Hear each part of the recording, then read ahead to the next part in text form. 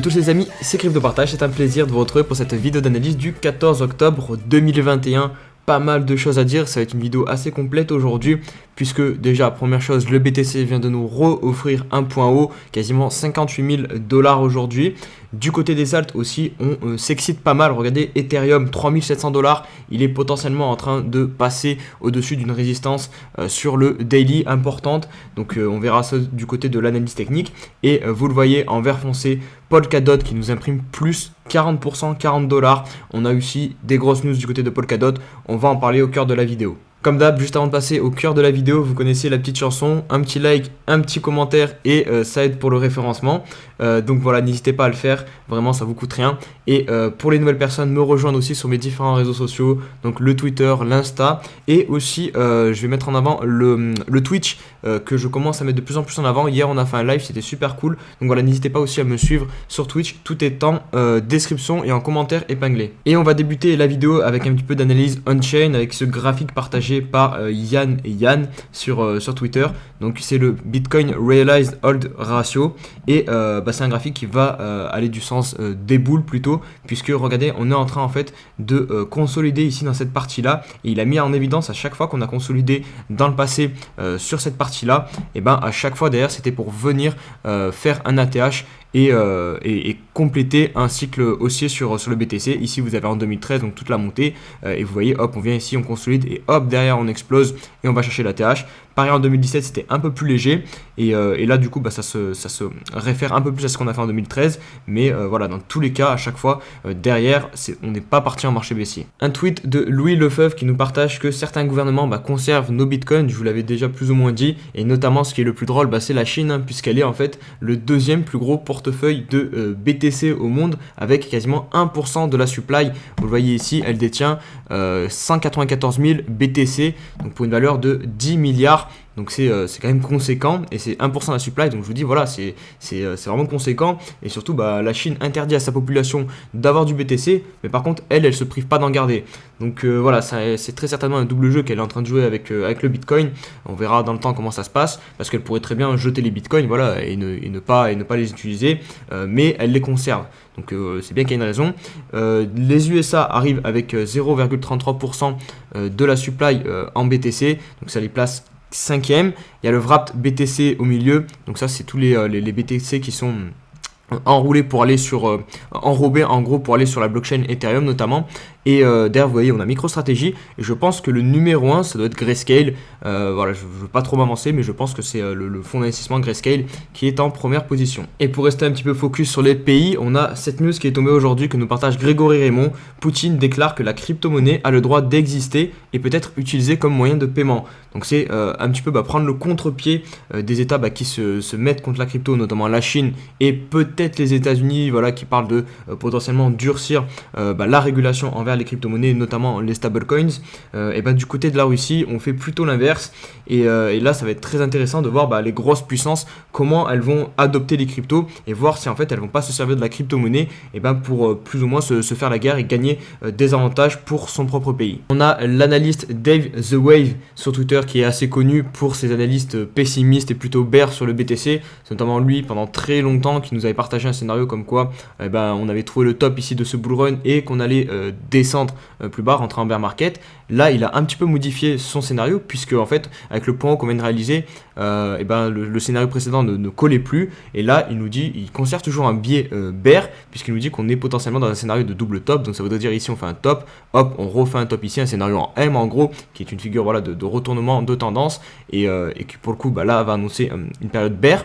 Et il met l'accent sur le fait qu'on est pour l'instant en termes de durée là, de cette correction, consolidation qu'on est en train de faire depuis le top de mai sur le BTC, on est sur 182 jours ici et c'est juste en 2013 où on avait eu 203 jours à peu près pour faire un top, ensuite une grosse consolidation comme ça et ensuite repartir en bull run.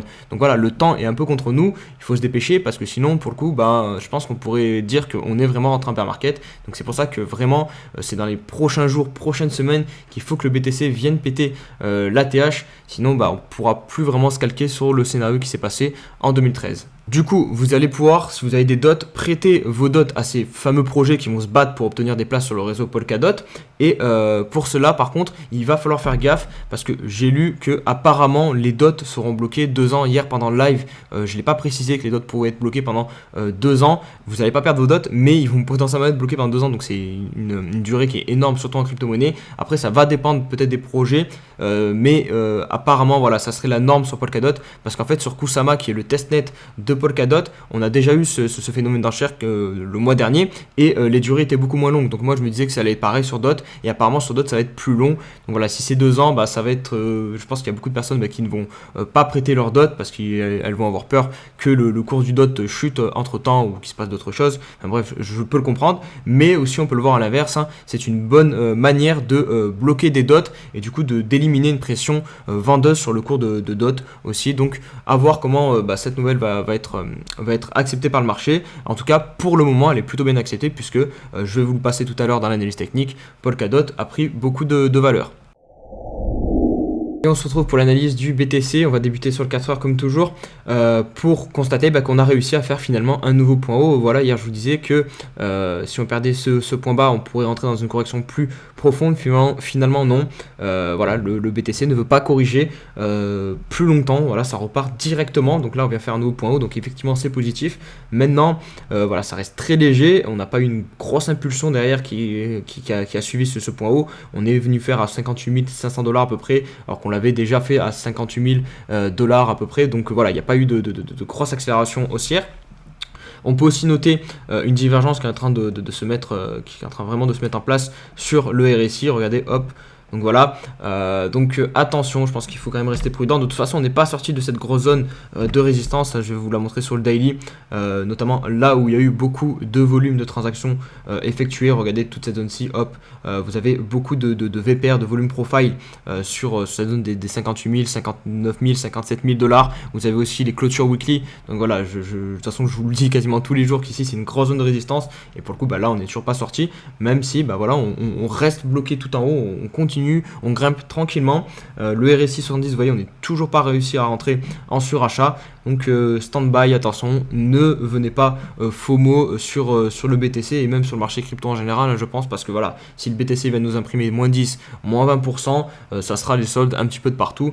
Donc voilà, je pense que c'est cool d'être un petit peu en stand-by là actuellement. Voilà, vous n'êtes pas, soit par contre vous pouvez vendre, ouais, je pense que c'est un endroit où vous pouvez vendre, clairement. Voilà, on est sous des grosses résistances, donc c'est le meilleur endroit pour vendre. Mais par contre pour racheter, je trouve ça un petit peu même beaucoup risqué. Et on va passer aux altcoins et je vais débuter par la BTC dominance puisque depuis 2-3 jours on a trouvé un top ici à environ 46%. Je vais vous mettre le weekly et vous voyez c'est la première zone que j'avais identifiée de résistance. Pour le moment elle fait office de résistance, hein, comme par hasard. Vous voyez c'est ici qu'on commence à buter sur la BTC dominance, donc attention, ça ne veut pas dire que voilà c'est terminé, on va pouvoir repartir en altcoin season tranquillement, c'est possible, mais franchement j'en suis pas sûr du tout parce que si le BTC part en price discovery, c'est à dire qu'il casse son ATH, pour moi voilà, il va emporter la BTC dominance avec lui. Donc pour l'instant c'est un premier stop et de toute façon c'est toujours pareil, on ne monte jamais en ligne droite et sur la BTC dominance ça sera pareil, il y aura des moments où les altcoins vont réussir à tirer leur épingle du jeu et c'est ce qui est en train de se passer actuellement plus ou moins, et notamment sur Ethereum. Regardez, je vais vous montrer. Sur Daily, on est plus ou moins en train d'organiser un breakout de ce niveau, donc des 3600 $. Vous vous rappelez, je vous disais qu'on était compris entre les 3350 et les 3600 $. Et là, on réussit, on est en train de tenter de passer au-dessus. Vous voyez ici, on avait fait une mèche, on n'avait pas réussi à passer au-dessus. Là, on retente. Donc, on verra ce soir à surveiller la clôture Daily où elle va s'effectuer. Mais ça serait hyper positif de l'avoir au-dessus des 3650 $. On va refaire un petit point rapide sur le Binance Coin puisque hier j'ai mal placé l'oblique, en fait je suis désolé, je vais la replacer en live là, comme ça vous allez voir. En fait si on prend les mèches, finalement hop on trouve qu'on est en fait pile en train de buter dessus. Alors on a bien des volumes qui sont en train d'arriver, mais pour le coup la cassure n'est pas encore effective. Et regardez, je m'en suis aperçu en fait en allant sur le weekly, parce que sur le weekly j'avais cette figure là et je me suis dit mais pourquoi là on est encore à l'intérieur et sur le daily on n'y est pas, alors que j'ai pris les mèches ici. Vous voyez, j'ai pris les deux mèches les plus hautes. Et en fait c'est tout simplement parce que je sais pas ce que j'ai fait sur le daily, j'ai baissé un poil l'oblique trop basse, j'ai pas fait gaffe, j'ai voulu prendre les clôtures et généralement quand on mélange clôture et mèche c'est pas top. Donc voilà, petite correction sur cette figure. Donc pour le coup on est encore à l'intérieur, on est collé à l'oblique et il faut attendre voir si on va réussir à casser ou non. Mais pour moi du coup non, on n'a pas encore cassé cette figure, donc ce triangle descendant. Côté de Polkadot, en revanche, c'est très bull ce qu'on est en train de faire. Regardez, on pète cette oblique très proprement. Puis même toute sa montée a été très propre. On est venu d'abord buter, vous voyez ici sur cet ancien support. On a réussi à le casser. On a pris des volumes. En plus, il y a des volumes. C'est pas comme sur le BTC. Ensuite, on a buté sur l'oblique. On vient faire le pullback, valider cette ancienne résistance ici en tant que support. Et là, on impulse. En plus de ça, c'est propulsé par une très bonne news. Enfin, ça, il faut se méfier du coup parce que ça peut finir en pump and dump, même si je pense pas. Et là, maintenant, on va arriver sur la dernière grosse zone de résistance pour DOT. Hop, tout simplement l'ATH, donc qui est situé avec la mèche à 50 $. Au niveau des clôtures weekly, on est à 45 $. Donc voilà, c'est pas le moment non plus de FOMO sur Polkadot. Et voilà, si vous êtes dans le train, voilà, je ne conseillerais pas forcément de vendre au niveau de la TH, je pense, même si voilà, c'est une résistance, donc ça se prend. Je pense qu'on peut aller chercher bien plus haut sur Polkadot, avec notamment ces enchères qui arrivent. J'ai d'ailleurs mis une petite target et je l'ai partagé sur Twitter à 130 $, hein, c'est tout simplement en extension Fibonacci que j'ai fait ça. Hop, vous prenez le mouvement ici et voilà, et c'est ici que je trouve la zone la plus pertinente. En fait, j'ai pris deux extensions, j'ai pris aussi celle-ci. Hop, et vous voyez, on a une zone de convergence ici au niveau des extensions Fibonacci. Donc pour moi, les 130 $, si le BTC nous relance un bull run d'ici 2-3 mois pour Polkadot, c'est pas du tout déconnant. Je voulais vous partager la charte de Bake parce qu'elle va être intéressante, elle est un peu différente des autres. Donc déjà, en plus de ça, il y a un pump actuellement. Mais là, pour le coup, je vais plus vous dire de vendre que de rentrer sur cette crypto. Puisque, regardez, si on se met sur le weekly, qu'est-ce qu'on a fait? Ici, on est venu faire un point bas plus bas que ce creux ici. Et actuellement, sur les cryptos, ce qu'on a fait, cette pattern, on a fait donc l'ATH ici pour quasiment toutes les cryptos. On est venu cracher derrière. On a fait le point bas ici. Ensuite, hop, on est monté pendant l'été. Et ensuite, en général, les cryptos, elles sont soit ici et elles attendent de revenir péter ce point haut, ou soit certaines sont déjà reparties. Par exemple, comme le BTC, on est quelque part par là. On est même plus haut, pas très loin de venir péter l'ATH. Donc voilà, on n'est pas en tendance baissière. Par contre, celle-ci, regardez ce qu'elle a fait. Elle a fait donc le point bas ici, un point haut, et hop, elle est venue faire un point bas ici, plus bas que celui-ci. Donc là, la tendance baissière est validée sur du weekly. Et donc ça, il faut le prendre en compte. Pour moi, voilà, là, personnellement, je chercherais plus à sortir de Bake si j'étais rentré dans Bake. En plus, on va revenir tester la zone des 0,71, 0,78 de Fibonacci. Donc ici, pour moi, je cherchais plus à vendre que déjà à renforcer, parce que voilà, encore une fois, vous le savez, je préfère acheter sur support. Et là, pour le coup, ce que m'indique le weekly, et c'est pas top du tout. Donc ouais, je chercherai plus des ventes actuellement sur Bake. En plus, même si on se met sur le daily, regardez, hop, ce mouvement. Donc voilà, c'est ici, on retrouve cette zone de vente. On est quasiment venu me chier dessus. Les moyennes mobiles sont mal orientées. On a une grosse résistance ici au niveau des 2,2 $. D'ailleurs, c'est là où le cours est actuellement bloqué. Donc voilà, plutôt de la vente à chercher du côté de Bake, je pense. On va conclure par cette petite rubrique où je vous réponds directement en vidéo. Donc là, je vais répondre à Simon Dufaux, petite dédicace à toi, qui me demande mon avis sur le RLC, si je peux regarder un petit peu la charte et voir ce que je pense de cette crypto. Donc je vais te répondre là en vidéo directement. D'ailleurs, j'en profite, vous voyez là ce genre de commentaire là où c'est totalement du fake. D'ailleurs, je vais le supprimer devant vous. Donc faites très attention aux commentaires. Souvent, il y a des personnes qui vont se faire passer pour moi. Moi, je vous demanderai jamais rien. Enfin, vous voyez, je vais pas vous demander votre Telegram ou je sais pas quoi. Donc faites très attention, les arnaques, n'hésitez pas à les signaler. Mais voilà, vous savez que en commentaire, il y a des gens qui essayent d'arnaquer. Donc faites très attention. Donc ce projet RLC, je sais un petit peu de choses dessus puisque j'en avais acheté en fait et du coup moi généralement quand j'achète c'est pour investir.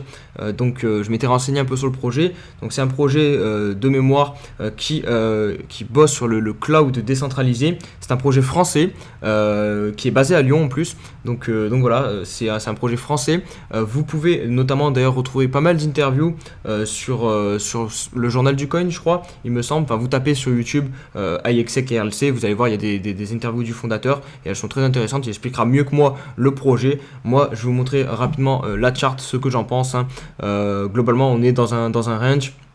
Sur le weekly, voilà, c'est pas dégueulasse comme le bake que je vous ai montré il y a quelques instants. On a fait un creux, enfin, il semblerait qu'on a fait un creux, voilà. Maintenant il faut valider en faisant un point plus haut que celui-ci, plus haut que celui-ci. Vous voyez le bas ici, le bas là est plus haut que ici, donc ça va, ça reste positif. Et on est au niveau de l'AIMA 21 sur le weekly, donc pour investir ça peut être intéressant. Le RSI est neutre, donc voilà, pour une première entrée c'est intéressant. Maintenant voilà, on est compris, on a cette grosse résistance dessus au niveau des 5 $, gros support en dessous au niveau des 3 $. Donc vous êtes à peu près au milieu, donc voilà, C'est pas le meilleur moment pour investir, c'est pas le pire, loin de là. Voilà, si vous êtes rentré quand on était dans la phase To The Moon où il a quand même touché les 16 dollars, et je me rappelle, c'est là où j'ai largué la majorité de mon bag. Je me largué peut-être un peu tôt, aux alentours des 7, 8, enfin bref, je suis sorti par petits paliers comme d'habitude, et de toute façon, voilà, pas de regret, hein. Quand ça pump comme ça, moi j'aime bien sortir tranquillement, et puis voilà. Donc voilà pour mon petit avis sur RLC, Simon. J'espère que voilà, ça t'aura appris quelque chose. Et puis voilà, n'hésitez pas encore à me poser des questions en commentaire si vous voulez que j'y réponde comme ça en vidéo. J'espère que la vidéo vous a plu, les amis. Si c'est le cas, n'hésitez pas comme d'hab à mettre un petit pouce bleu et à me rejoindre, comme je l'ai dit, sur tous mes réseaux sociaux, notamment Twitch. Voilà, je vais faire souvent des petits lives, donc n'hésitez pas. On se dit à demain pour une nouvelle vidéo. Allez, ciao ciao.